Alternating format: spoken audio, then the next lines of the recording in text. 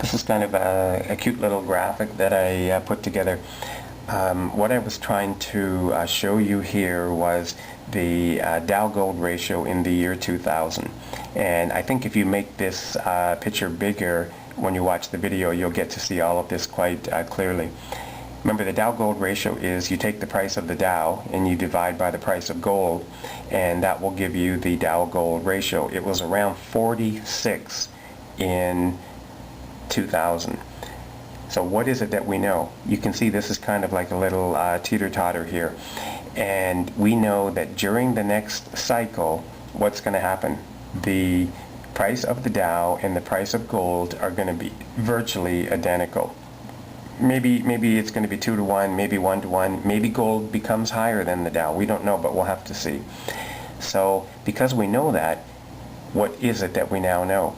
This dude here is going to be the one holding Dow stocks, because the Dow must crash down to $252 from 11,700. That's a little bit too painful, okay? Maybe the Dow in the worst case scenario gets down to the 2,000 level. A lot of people think maybe 3,000 might be, 3 to 4,000 might be acceptable, inflation adjusted. We'll see. Or the Dow stays there and goes nowhere, and we have hyperinflation, and the price of gold will skyrocket up to 11,700 an ounce. Many people are calling for gold in the 6,000 range, and if they ever decide to back major currencies around the world with gold, the price of gold will just go into the outer atmosphere.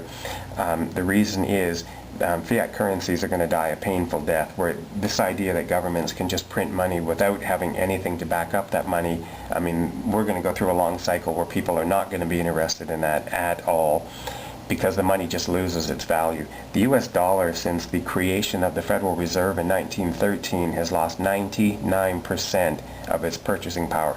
That's not a joke. So to continue with this, over here, this chart here is going up because gold and gold stocks are going to go bonkers, and it's already happened.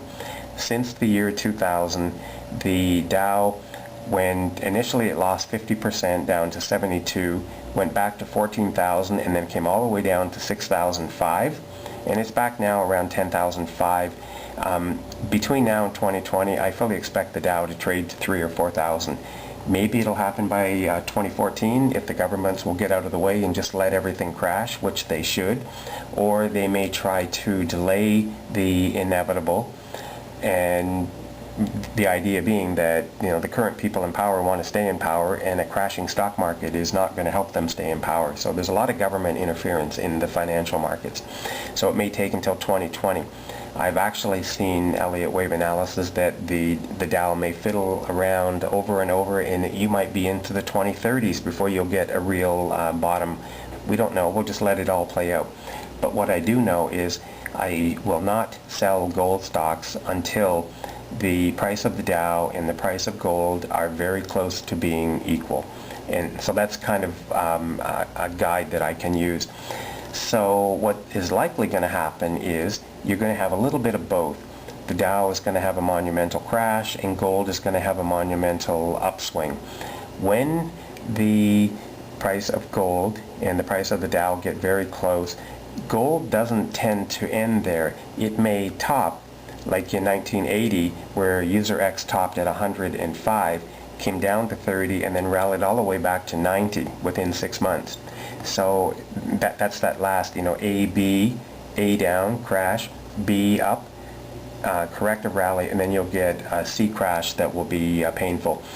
The decline in the gold and gold stocks took 18 years once the cycle was over, and that was a bull market for the Dow. So there it is. We'll just see what happens, but I thought that was kind of a cute idea to put in some graphics just to highlight the point.